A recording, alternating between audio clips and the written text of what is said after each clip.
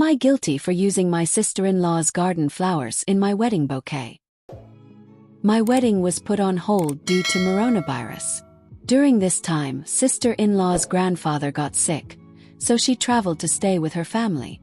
I was left in charge of feeding her dog. My sister-in-law has always grown beautiful flowers and succulents. She knows how much I admire her green thumb. Before she left, she cut all the heads off her roses. And this is where I made my mistake at the time.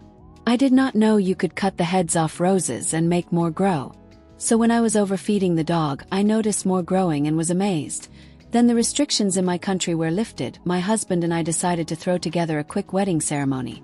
The idea just came to me to use the roses she'd grown, thinking that as she'd cut them she'd not know I'd taken any.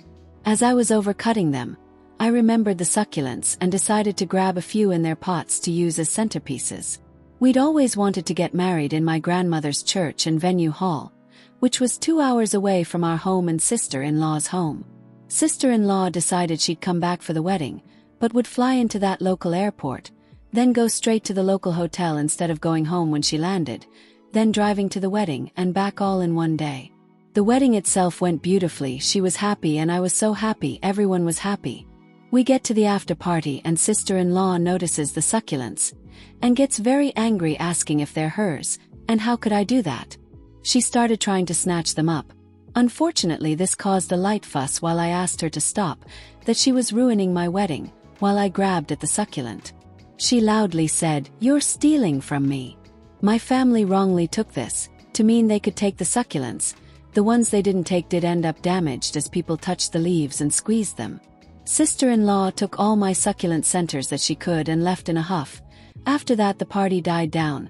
Pretty much everyone in her family took her side, whereas my family think it's flowers. It's ridiculous.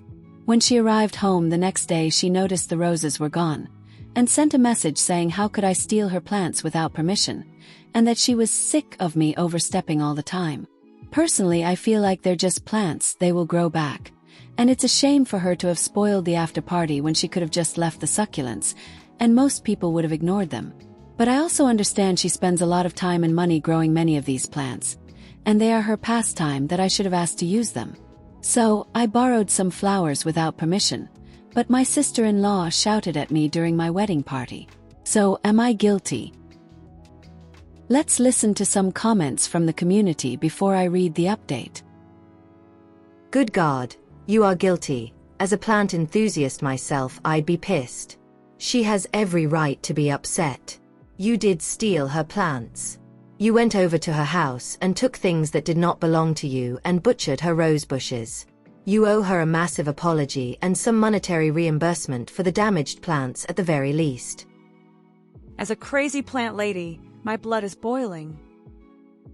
You're an ass, and a cheap one at that. You didn't borrow her flowers, you destroyed her garden. Of course you are guilty. You took your sister-in-law's property without asking her. That's called stealing. You didn't even have the courtesy to tell her before she got to the after party and noticed it on her own. That's cowardly and rude. Your family stole her succulents, and the ones that they didn't take got damaged by your guests. You owe your sister-in-law a massive apology along with whatever funds it takes to restore her property to the condition it was in when you found it. You are guilty. You did not borrow, you stole. Nearly killed her garden because you probably had no idea what you were doing, but just started picking what you pleased. She put time and money into her plants, and you felt entitled to take them. You did cross a boundary, and you need to apologize. Edit. The same day. Fine, I am an ass, whatever. I'd have brought the succulents back the next day. And if the roses grew back once, they'll grow back again, I figured, but okay, whatever, I'm the ass here, sure.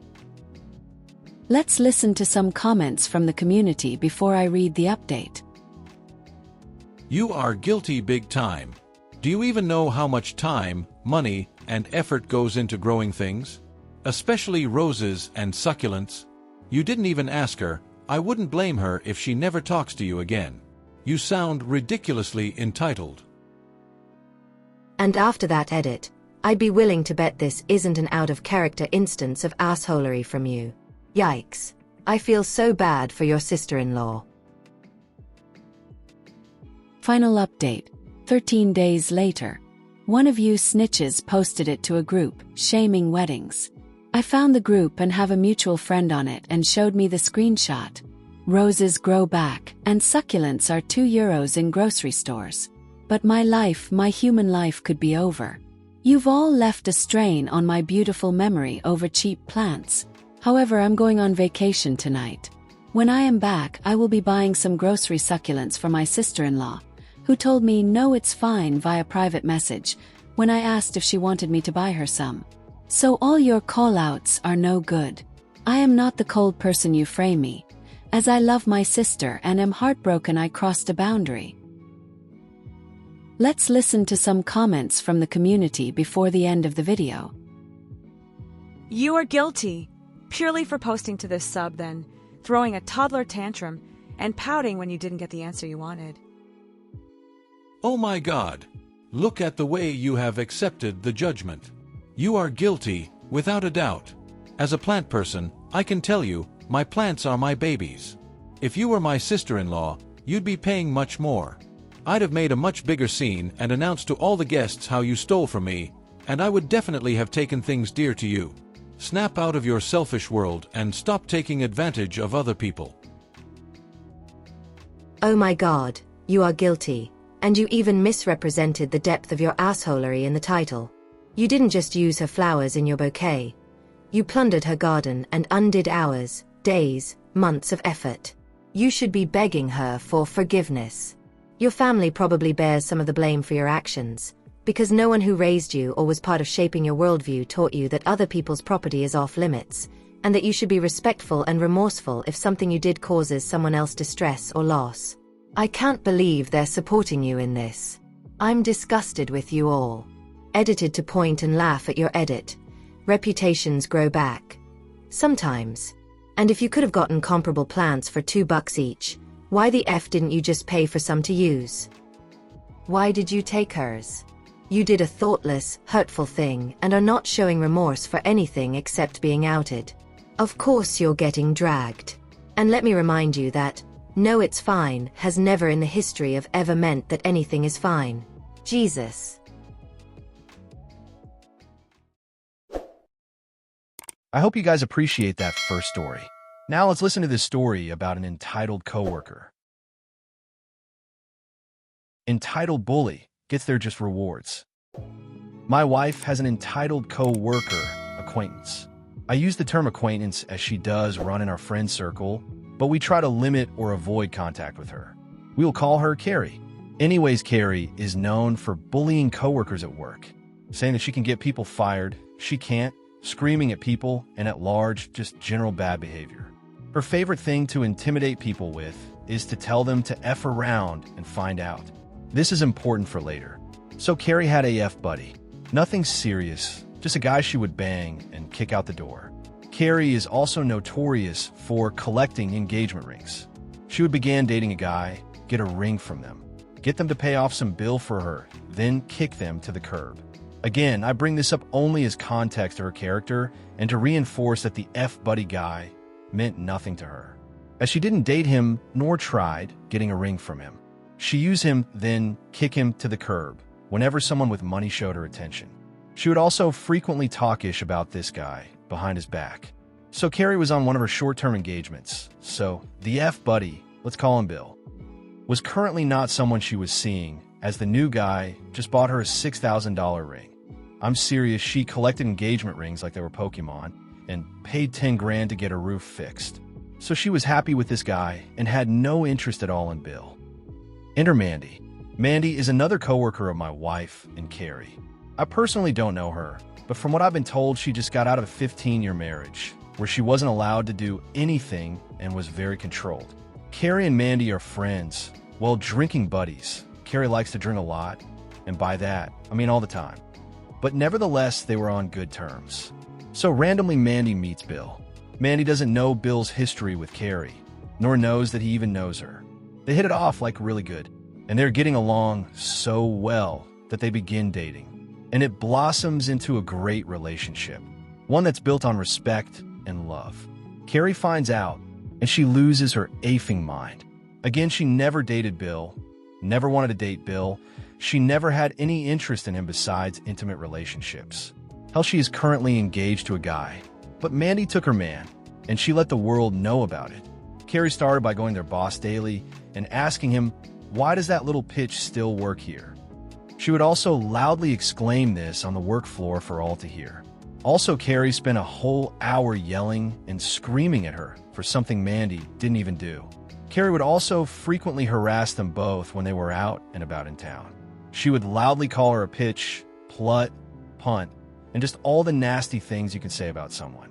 She would not only loudly say these things in their proximity, but tell anyone that would listen or not listen, basically anyone around her, how she was wronged by Mandy and Bill, and what she thought about it, and that Mandy is AFing around, so she's gonna find out. Fast forward 2 months. Mandy and Bill are still together and extremely happy. Carrie is not surprisingly no longer engaged to that guy. Also not surprisingly has already been engaged to another guy and married after a week. It was unfortunately the 2-year anniversary of the passing of a mutual friend of all parties involved. Carrie is using this time to take the week off of work to drink. This is a whole other can of worms. Basically, she isn't close to this person who passed as she claims to be. But anyways, once work is over, everyone else goes to the bar to have a drink to celebrate the departed life. So again, once Carrie, after 2 full days of drinking, sees Mandy, she begins to let into her again with all the shaming stuff. Mandy, finally having enough of it, attempts to talk to Carrie in an attempt to reconcile. Carrie is having none of this and keeps calling her names and proceeds to tell her that Mandy is AFing around and is going to find out, and ends it with calling her a punt. Well, I'm guessing something snapped, and Mandy straight snapped and threw a beer bottle straight at her, hitting her in the face. Imagine the cop in The Big Lebowski throwing the coffee cup, knocking her on her ass. There's a slight pause, and someone I don't know who pipes up. It looks like you were the one that F around and found out. Carrie, obviously stunned, gets up and leaves. So the next day, she showed up to work with a very obvious black eye. She isn't saying anything to Mandy, but going to everyone else complaining that she was the victim, not understanding that everyone has been watching her bully this poor girl for the last few months. And that kind of it. Nothing else has happened since then, but if it does, I'll let you know. Sorry this got long-winded. Let's listen to some comment from the community and answers from the author before the end of the video. Mandy is a hero and a saint. Honestly, she is. I didn't really go into detail as I thought I was adding too much already. But Mandy is really a good person and never is unkind nor says unkind things to people. From what I know from my wife and the few interactions I have from her. Just been and got put in situations with people that are not that way. How is Carrie even still employed at this place? Any HR department worth their salt would have a field day with her. Trust me, I asked the same thing. The stuff she gets away with is ludicrous. From what I understand, is she is a huge kiss ass to management and bullies other people and not saying anything. Granted, that may change now. I know they're hard up for workers. And honestly, she has done way worse to other employees from stories I heard. Do you not have an HR department? That's creating a hostile workspace, a firing offense. I know. You would think. The stuff she gets away with is baffling. The original post doesn't even scratch the surface. It's a lawsuit waiting to happen. Makes me wonder, who else's meat she's stringing along at work?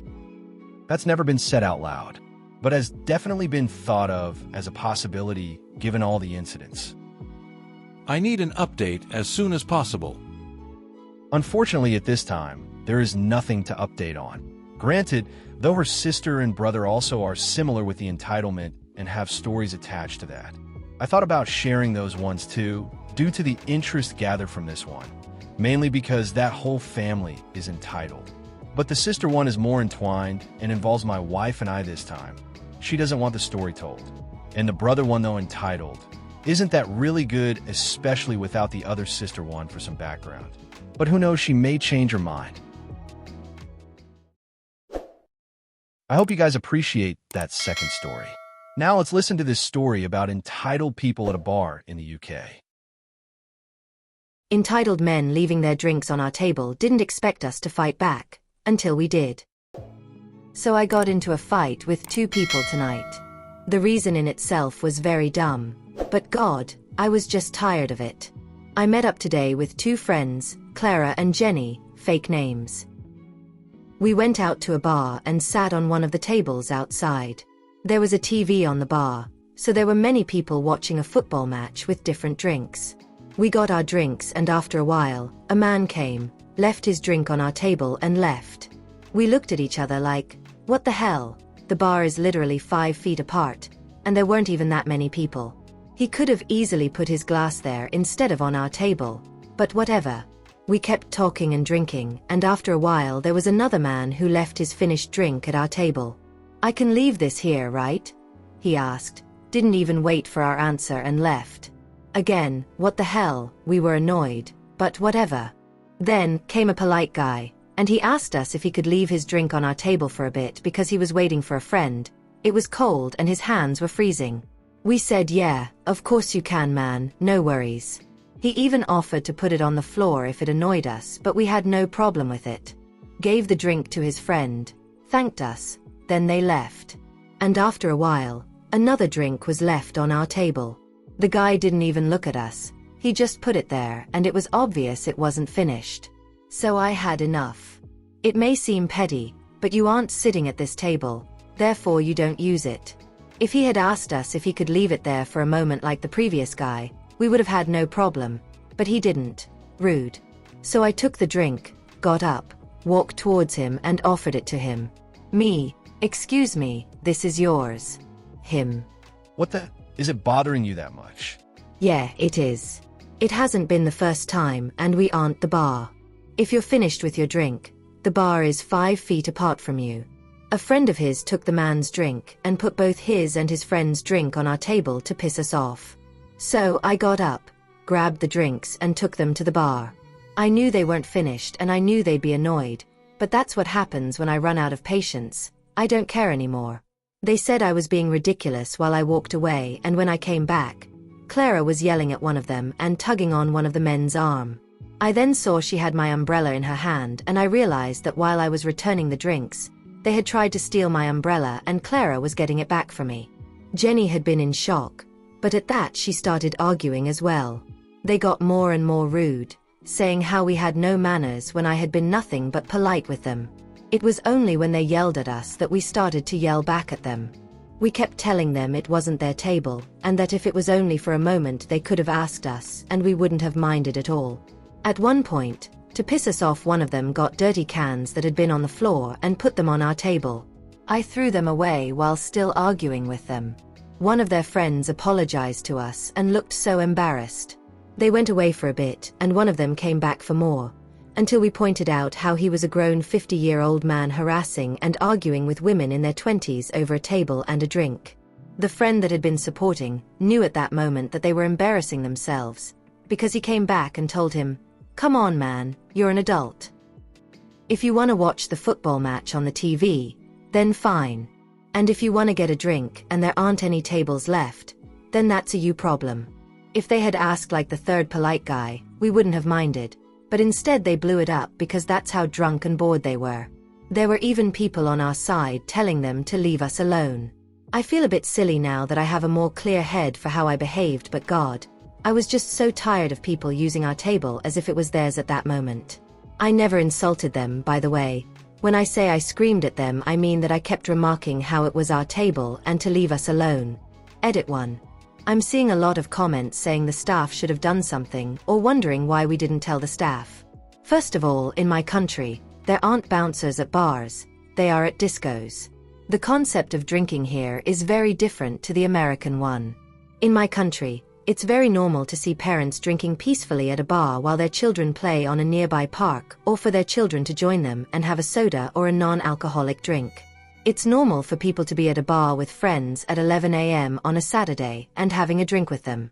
Second, most people who are outside drinking would go to the bar, get the drink, pay for it, then leave and drink it outside. Finally, it was busier inside than outside and there weren't many workers. And the ones who were working were doing everything at once, with some of them acting as both waiters and as bartenders. It wasn't very crowded, but there were still a lot of people they had to take care of. They probably didn't even see nor hear what was going on outside due to how many people were inside. They were just two drunk, idiotic men, and we were able to handle them. It all happened pretty fast anyway. Edit 2. I've seen some people say that it's a public table. We weren't at the long bar table, where people usually leave their drinks so that the bartenders can get them from the other side to clean them. We were outside, at a small square table, and said table had 4 chairs for people to sit down on. Imagine you go to a restaurant to have lunch with your family. You get served your first plate, and a stranger suddenly puts his drink on your table. That's the kind of table we were on, but smaller. Let's listen to some comments from the community and answers from the author before the end of the video. They probably do the same thing at home, expecting their wives to take care of it. I came here to say this. I'd be asking if they thought I worked there, or if I was his wife. Very effing loudly. By the way, the bigger the bully, the easier they are to bring down. You don't need brawn, just a backbone and an attitude. Strong women scare them. I might even be considered enough to take their abandoned drinks to the bar. Let them be dumped. Question: where were the waiters, bartenders, or bouncers while all this yelling and bullying was going on? There weren't any bouncers. I don't know how it is where you live, but in my country the bouncers are at discos, not at bars. As for the waiters, there weren't a lot of them. I think they were short-staffed or something, because some of them were acting as both bartenders and waiters. Even though there weren't a lot of people compared to other times with other football matches, it was still pretty busy inside, and there were more people inside than outside, so they probably didn't hear it nor see it. Good for you. They should have gotten their own table. Yeah, but if they had, they probably wouldn't have been able to watch their little football match with all the people who were standing up. I think I might have returned those drinks to them without the glasses. Believe me, I was tempted to do that too, but they were bigger and stronger than us, and at one moment it looked like one of them was going to hit Clara, but he contained himself. So yeah, if I were a big strong man maybe I would have, but I'm pretty small and I didn't want to get hit.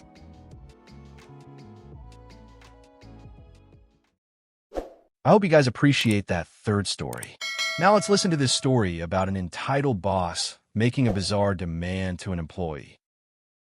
My boss just asked me not to wear my normal pants to work, and I've never been angrier. I wear normal pants to work. Our dress code is business casual, and I've gotten myself sized by a reputable tailor. All my slacks and chinos are from normal brands you'd find at Macy's, and are a normal relaxed fit. However, yesterday my boss called me in her office and told me I would no longer be allowed to wear the pants I normally wear to the office, and would have to wear something less revealing. Apparently, my bulge is inappropriate for the workplace. I have a normal-sized penis. I actually effing measured it to make sure I wasn't crazy, and I'm pretty close to the US average. Would a woman with large breasts be told she can't wear anything but baggy clothes? Would she be told by her boss that she must wear nothing but restrictive sports bras to work? I doubt it, especially in my workplace where women 2 seats down from me wear far more provocative clothing than my damn slacks. I asked her, what should I wear instead? These are my size, and she said just go buy something looser or get a bigger size. I'm not rebuying my entire collection of work pants. Go ahead and report me to HR. Let's see them try and fire me for having too much bick. Edit: to clarify, I'm aware that women have been told to cover up quite a bit in the workplace. I'm not dismissing that, just highlighting the very visible double standard of bodily expression in my own workplace. Edit 2. People have been asking to see my pants. Here's the exact pants I wore on the day of the incident. Note that my member is sitting to the right of the zipper relative to the viewer. Let's listen to some comments from the community and answers from the author before I read the update. That's the stupidest ish I have ever heard. What the hell are you expected to wear? Parachute pants? Apparently. Gotta go full medieval jester up in here. I would be concerned that someone stared at my crotch enough to notice that. I am too. I am in a long-term relationship and planning to propose early next year, so I can't afford financial or emotional turbulence right now. She didn't say who exactly brought this concern to her, so as far as I know, it could have been anyone in the office. Former HR manager here. At this time, it is workplace harassment. Improper addressing of a personal concern of an upper management without another individual or third party in the room, in addition to making an employee uncomfortable on company time. There is nothing said that it was brought to this boss's attention, or if it was her own conclusion regarding their apparel. Either way, it was mishandled. Any statement that makes any employee reasonably uncomfortable can be viewed as harassment. Actual harassment is completely different and falls under a broader umbrella. Take great notes. Create a timeline and screenshot any and all emails/documentation and never quit your job. In the meantime, on your own time and phone, contain a workers' rights attorney. A damn good one. Thanks, I'll take that all into account. This is actual harassment, full stop. You need to talk to HR. If they do nothing, talk to a lawyer. I will, but I want to go once I have her demands in writing. My case will be much stronger. Update on the bulge saga. 6 days later, my boss demanded that I replace all my pants, and then told me she needed to supervise me while I got the replacements. She is now on administrative leave. I made a post a bit back about an insane demand from my boss. Essentially, she told me that my pants were too revealing and that they showed my bulge. They do not. She then told me that I needed to replace my work pants. To recap what advice I got from my original thread, here it is. Go talk to HR. Never talk to HR. Go talk to a lawyer. Lawyer will waste your time. Your pants are fine. You need new pants. She wants to bang you. She hates you. After dwelling a little bit on my options, I settled for a middle-of-the-road approach. I contacted 2 well-known lawyers in my area and got a consultation from them about my situation. They both thought that while I was sexually harassed, the case wasn't bulletproof, as there was little evidence and no pattern of abuse. They then also warned me about going to HR without any evidence, as it can cascade into me losing my job in unexpected ways. Fine. Since I needed evidence and a pattern of abuse, I first wanted to read up on what standards my company has set for managers when it comes to dealing with sexual harassment. I requested from our online learning catalog to take the sexual harassment and tough conversations courses that are normally required only for managers. In the tough conversations module, there was a scenario where a male supervisor needed to ask a female employee to correct her work outfit, as it did not meet the company's dress code. The module in plain English states that the supervisor is not to intervene and to refer the issue to HR. I assumed that the inverse, a female supervisor reprimanding a male's outfit, would follow the same standards. I then sent an email to my boss asking her to follow up on our previous conversation. I wrote, to boss, I want to clarify some things regarding our previous conversation. Please confirm whether or not my understanding of your statements is correct. My pants violated our dress code by being too tight and revealing my bulge. The issue pertains to all my pants, not a specific subset of my wardrobe. This is a requirement from management and not a request. Please get back to me. Sincerely, my name. It took over a full work day, but the response I got was, To transparent voices. Yes, I did tell you to fix your wardrobe. This is not a request. I immediately replied, to boss, if management is demanding that I replace such a large amount of work clothing, it must be done at the expense of company name. Please let me know if this is possible, as we will have to work something else out if it isn't. Sincerely. And her response later was, This can be done, but I must be with you to supervise your shopping. Check my schedule for my availability. Good Lord. Suddenly the "she wants to bang you" theory seemed less crazy. I backed up the emails to a personal account and sent everything to HR.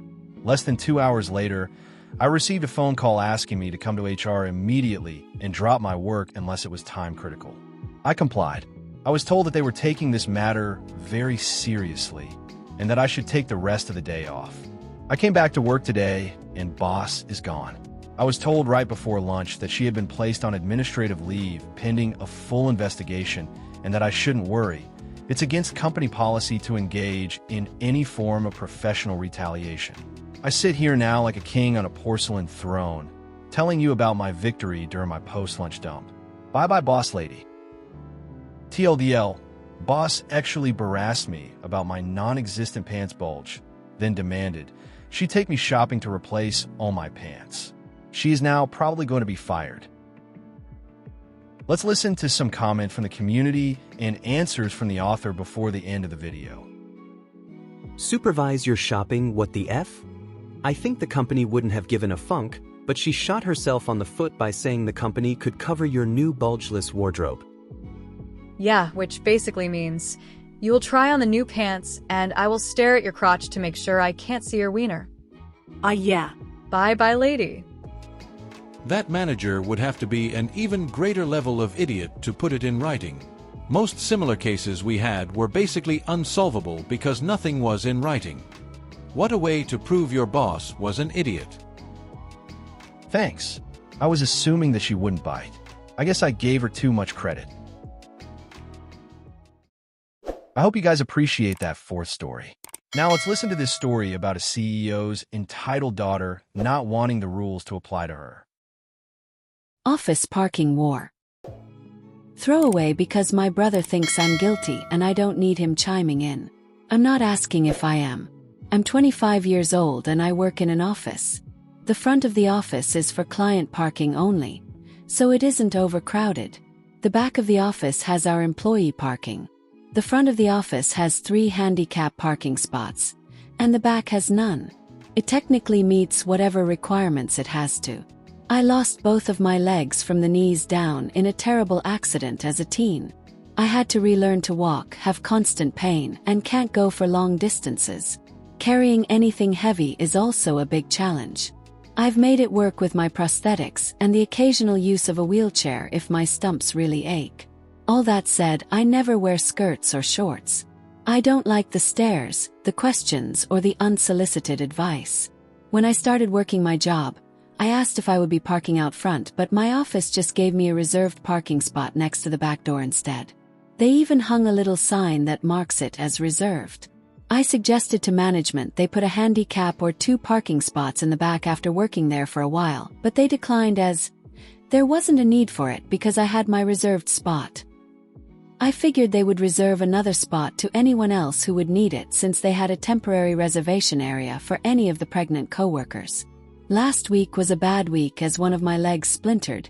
It's the best word I have to describe it, after a bit of a fumble on my part. So I had no choice but to use the wheelchair until I could get my replacement. Since I dislike being legless as it makes me very self-conscious, I still wore it. I pulled into the back parking lot to see my spot taken up by a pretty little car. I'm a sucker for green. The other front parking was also taken, so all that was left was the parking in the way back. I just turned around, pulled the front client parking area and parked. I hung up my placard and went inside. I immediately found my boss and explained about my leg, the parking, and what I had done. He wasn't pleased someone took my spot and told me to just get working and he would look into it. Sometime around lunch, he found me and explained it was the boss's kid. She had started working here and didn't know about the parking. He said she wouldn't be parked there again tomorrow. Cool, just a newbie and a mix-up. Next day rolls around and that pretty little car is back where it doesn't belong. I do the same as the day before and my boss looks frustrated. He heads off to have a chat. At some point my boss comes back to me with a stack of paperwork. He told me that the new girl was kicking up a fuss about the parking spot and trying to threaten him because, you know who my dad is, right? So he is done with it all. Instead of taking it up the ladder and fighting against her to get the boss man to see reason, he is putting it to HR about the lack of handicap parking in the back. From the time I started working here till now, we have changed hands inside of HR and our accessibility department, and he knows there are a few of them that are very accommodating. I filled out the paperwork and he took it off. The rest of last week I had to park in the front and everyone was getting annoyed with it for one reason or another. Special treatment for me or anger at the new girl for kicking out someone who actually needed the parking spot. A lot of people had started giving her a cold treatment and she couldn't understand why. More people have been checking on me and offering to help carry things. She has seen that and thinks I'm not pretty enough for that kind of attention, and that I'm unprofessional. This morning I checked the back again and her little car was all the way in the back. In my old reserve spot is now a bright and shiny handicap sign. I rolled in to hear her complaining loudly to the front-end staff and demanding they set a time for her to meet with Daddy today because she can't be bothered to walk across a parking lot on perfectly healthy legs, judging by her skirt and heels. I would trade our legs in an instant so she could keep the damn parking spot. Sorry, guess I needed to vent a little. And I'm worried about what she might say to her daddy, and how it will affect me. Let's listen to some comments from the community before I read the update. Too bad your brother is such a jackass that you had to use a throwaway to write this. Your company doesn't sound much better than your brother. I think it's time to move on from both. Good luck. Someone can correct me if I'm wrong, but aren't businesses required to have at least one handicapped spot? Anyways, F your brother for saying you're the ass. If anyone is, it's the boss's kid and your brother. The last time I checked the Americans with Disabilities Act, you needed one handicap spot for every 25 parking spots. So if you have 100 spots, 4 must be reserved for handicap. If you have 76 spots, 4 must be handicap. Update. 1 day later.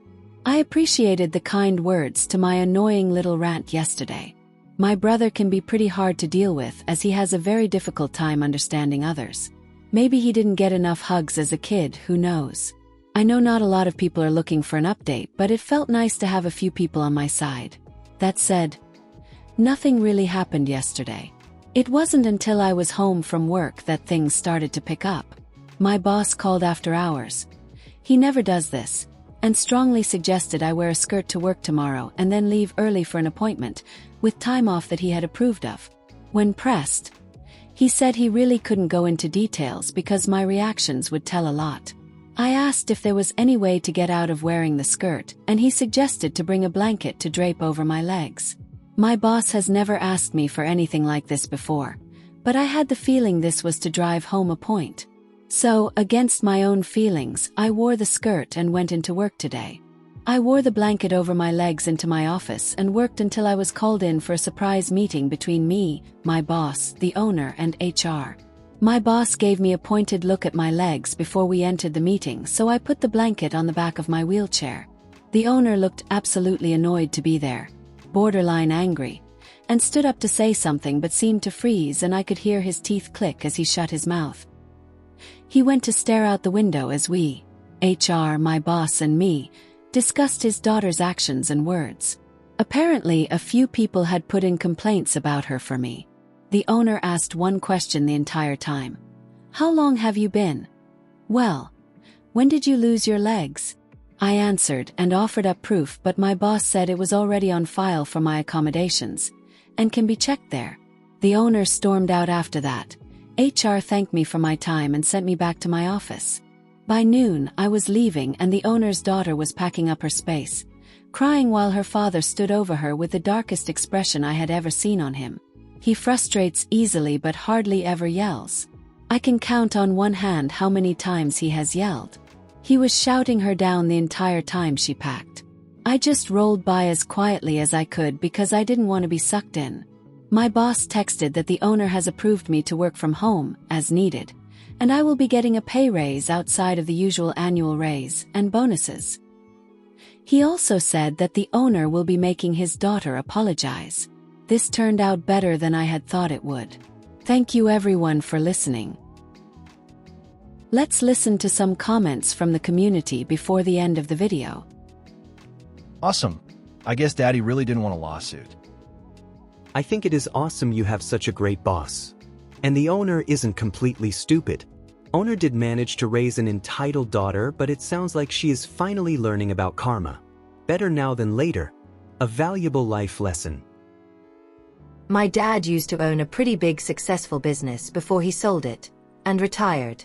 And let me tell you, if me or my siblings ever pulled that kind of crap while we worked for him, we did odd jobs every once in a while, our dad would have had choice words to say to us right at the beginning. It wouldn't have to be proven like you had to. If that spot was reserved for someone, it didn't matter why it was reserved. We had to respect it. Because my dad trusted his employees to do what they should be doing and do it right. So I assumed that she claimed the author was lying about being handicapped. But this.